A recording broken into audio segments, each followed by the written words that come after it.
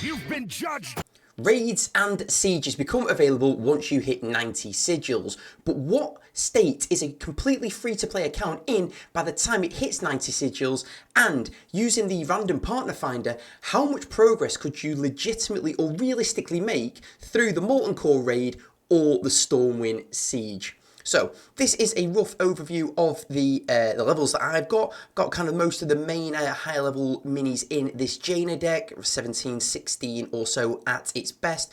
But as we scroll down, we have got a whole lot of single digit levels down here. You know, some round 10s and 11s, but we've got a whole lot of, you know, 8s and 9s in there. So Molten Core was the event that was running at the time when I hit 90 sigils. So let's see how we got on.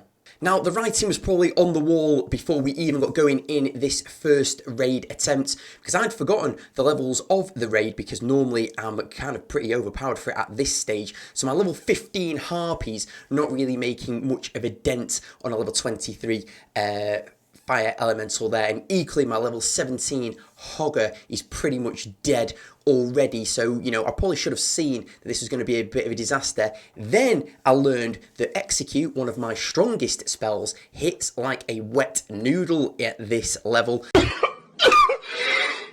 And then the Huntress, the sneaky Huntress that I played to get the first shot off, got eliminated by the Firehammer. So this was, I probably should have realised before we even started, but there was pretty much no chance with the levels of my freshly dinged 90 sigil account. There was pretty much no chance that I was ever going to be able to compete with the level 23 AI in this one.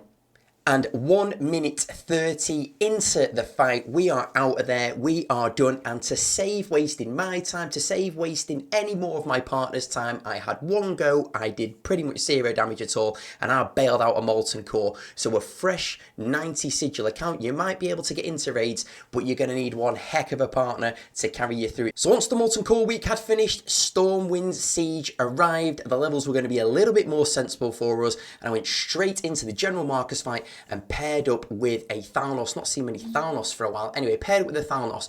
And what I would say at this stage is, if you are pretty underleveled for this, then essentially just don't try and bite off more than you can chew. What I'd play is I'd try and play as much of a supporting role as possible.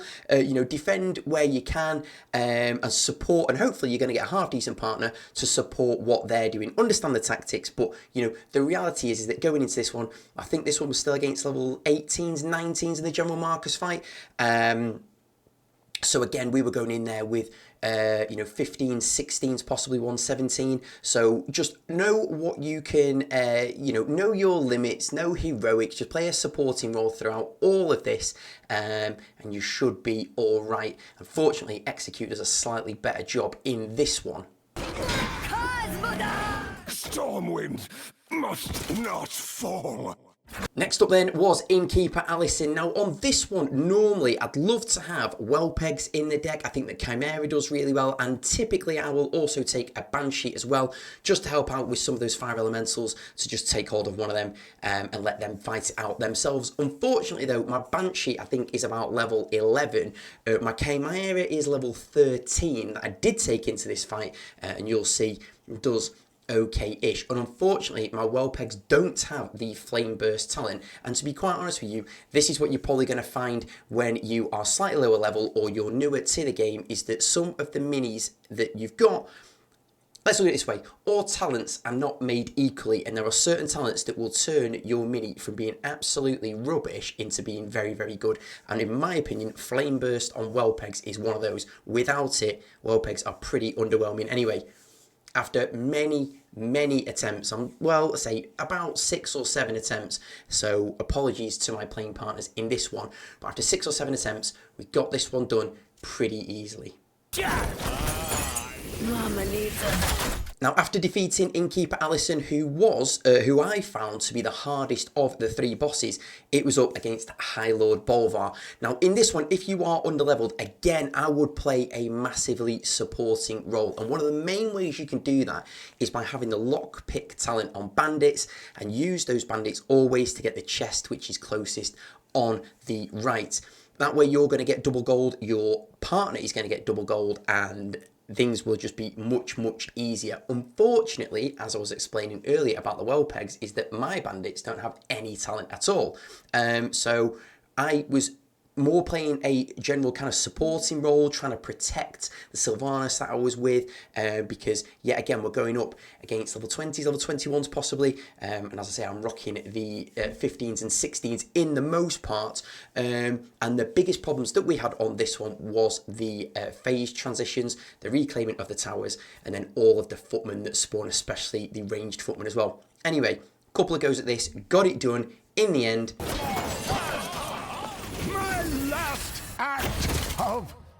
In summary then, if you are a free-to-play player and you have just hit 90 sigils, can you get involved in the cooperative events? Yes. The sieges, more than the raids, I would say. Now, if you've got guildmates in there that are going to kind of, you know, help you out and kind of boost you through it a little bit, that'll make it much easier. It can be done using the random partner finder, as I've just demonstrated. However, you do need to have a reasonably clued up and leveled partner. Raids at this stage, probably unlikely. Anyway, thanks for watching. I'll see you in the next one.